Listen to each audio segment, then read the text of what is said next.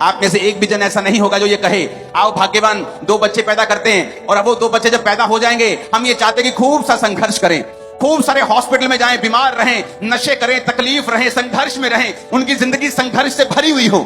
एक गरीब भी ऐसा नहीं चाहेगा।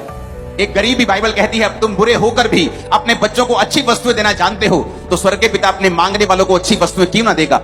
जब मुझे ये बात की समझ आई कि संघर्ष परमेश्वर की ओर से नहीं है, बीमारियां परमेश्वर ने नहीं जन्माई, ये शैतान की जन्माई हुई हैं, और हम अगर प्रभु से दूर हैं, अगर एक बच्चा अपने बाप से दूर है तो बाप उसकी हिफाजत नहीं रख सकता। अगर एक बच्चा बाप के कहने से बाहर है तो वो उसकी हिफाजत नहीं कर सकता, उसकी सुरक्षा नहीं कर सकता। अगर एक बच्चा अपने बाप के कहने में है, उसके घर में रहता है, उसकी बात को सुनता है, तो जब कोई मारने के लिए आता है वो बाप उसका मुंह लाल कर देता है दुश्मन का। मुझे ये बात समझ आई कि वाकई अगर हम नहीं चाहते हमारे बच्चे बीमार हों, अगर हम नहीं चाहते हमारे बच्चे तकलीफ में रहें, तो स्वर्ग के पिता कैसे चाहता होगा, परमेश्वर कैसे चाहता होगा कि हम लोग तकलीफ में रहें। तब मेरे को समझ आई। आप एक जानवर को देखेंगे ना, जब उसके बच्चों के ऊपर आती है वो अपनी जान तक दे देते हैं।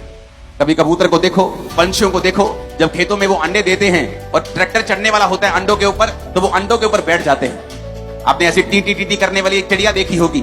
जब आप रात को कई बार ग्राउंड में निकलते तो वो ग्राउंड में अंडे देती है। जब ग्राउंड में जाते तो वो शोर मचा देती है। उसकी शोर मचाने से उसको पता है कि उसकी जिंदगी खतरे में आ जाएगी, लेकिन अपने अंडों के कारण, अपने बच्चों के कारण वो अपनी जिंदगी को भी खतरों में लगा के उसे बचाना चाहती है, क्योंकि परमेश्वर ने ये हमारे दिल में डाला है।